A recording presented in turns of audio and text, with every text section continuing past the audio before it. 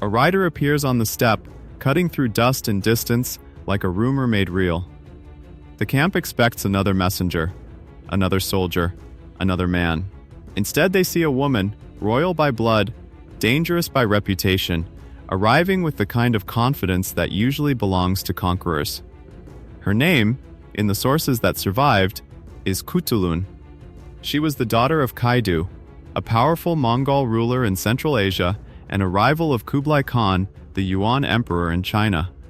And while most princesses of her era were expected to be political bargaining chips, Khutulun became something far rarer, a warrior whose legend traveled across continents, and then, strangely, slipped out of mainstream history.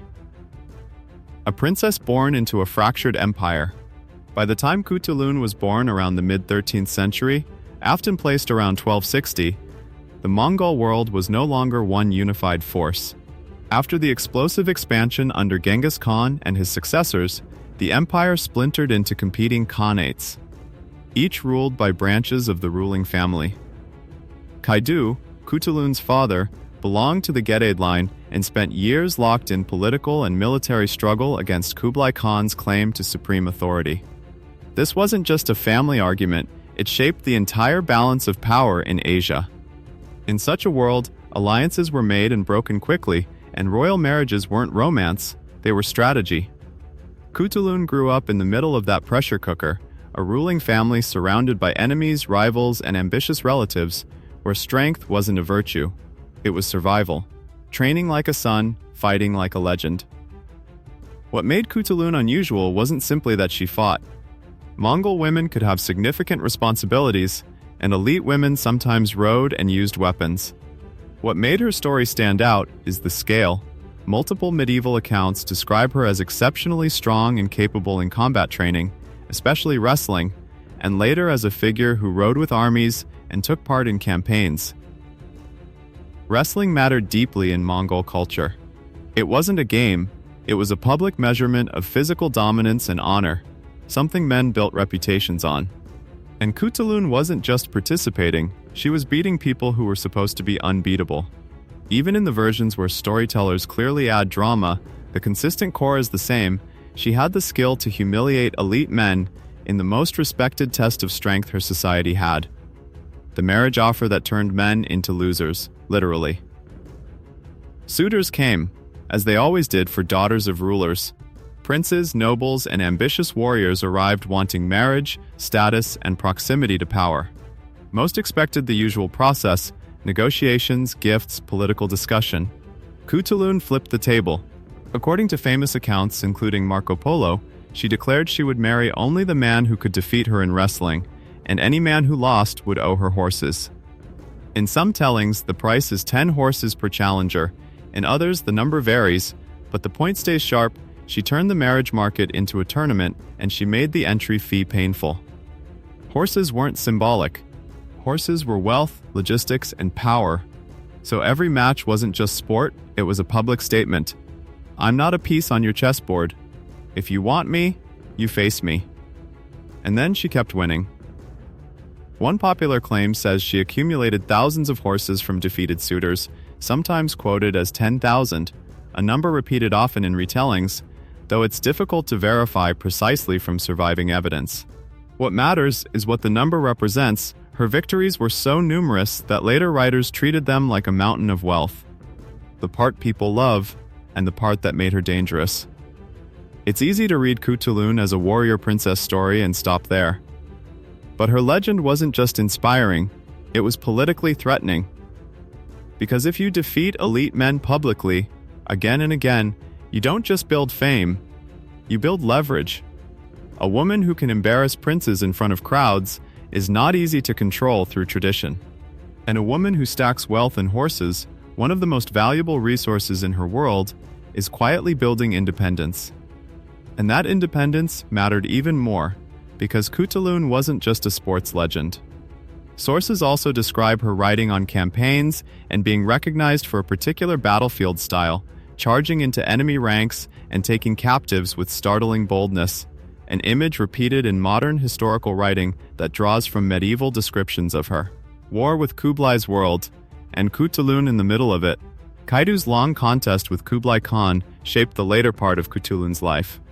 While Kublai ruled from China and represented a more settled imperial style, Kaidu positioned himself as a defender of older Mongol traditions and power networks in Central Asia. Khutulun's role in this era is one reason she didn't fade quietly into court life. Accounts portray her as a prominent figure beside her father, admired for her courage and ability, and treated not as decoration, but as an asset. Some popular retellings claim she commanded armies of tens of thousands. That exact figure is hard to pin down with certainty across scholarly sources, but what is consistent is the broader truth: she was not remembered as a passive noblewoman. She was remembered as someone attached to real power, military power, and that alone makes her extraordinary. The moment she could have taken everything. Here's where Khutulun stops being cool and starts being historically fascinating. As Kaidu aged, succession became a crisis. In a world where legitimacy and loyalty could shatter overnight, naming an heir wasn't a family decision, it was a test that could ignite civil war. Some traditions suggest Kaidu valued Khutulun highly, possibly above his sons, which created tension in later storytelling about whether she might have been considered as a successor or kingmaker. The exact succession details vary across accounts, but Kaidu's death is typically placed around 1301, and after that, Khutulun's story becomes less clear in the record. And that less clear part matters, because when history becomes foggy, it's often because chroniclers stopped paying attention, or chose not to record what made them uncomfortable. Marriage, the versions don't agree, and that tells you something. Even the basic facts of Khutulun's later life split into multiple versions. Some sources say she never married, others say she did, but disagree on who the husband was. Medieval writers and later chronicles offer different names and explanations. Some even connect her romantically, dubiously, to powerful men far from her home region, which reads like political storytelling more than biography. The disagreement is frustrating, but it also reveals a pattern. When a woman becomes too exceptional, later writers often reshape her into whatever story their era can tolerate. Sometimes that means turning her into a moral lesson. Sometimes it means turning her into a scandal. Sometimes it means turning her into myth. The poison, the witchcraft, the she must have cheated reflex. One of the ugliest footprints around Khutulun's legacy is the way later rumor tries to explain her. When people can't accept that a woman won through skill, they invent alternatives, manipulation, dark methods, immorality. That pattern appears frequently in how powerful women are treated in historical storytelling, and Khutulun becomes a magnet for it. Because her story breaks the expectations of the chroniclers describing her. What we can say confidently is this: the sensational accusations that float around her name are not supported as solid, proven facts in the way her wrestling reputation is repeatedly noted. When you strip away the gossip layer, the consistent historical core remains. She was remembered as a formidable athlete and warrior, closely tied to Kaidu's political military world. How a Mongol wrestler became Turandot. Now for the strangest transformation of all. Khutulun didn't just survive in memory, she mutated into Western art. A French collector of tales, François Thys de la Croix, published a story in 1710 that reworked her into a princess called Turandot, from the Persian Turandot, often explained as daughter of Turan. But he changed the game. Wrestling and horse wagers became riddles and lethal consequences. Then Carlo Gozzi wrote a play version in the 18th century, which later passed through European adaptations, eventually reaching Giacomo Puccini, whose opera Turandot premiered in 1926. So yes, millions of people have watched a cold, unbeatable princess story on the world's biggest stages without realizing that somewhere deep beneath the opera costume is the shadow of a real Mongol woman who made men pay for losing to her.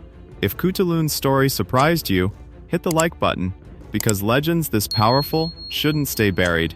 Subscribe for more forgotten heroes, real history, and untold battles that never make the textbooks.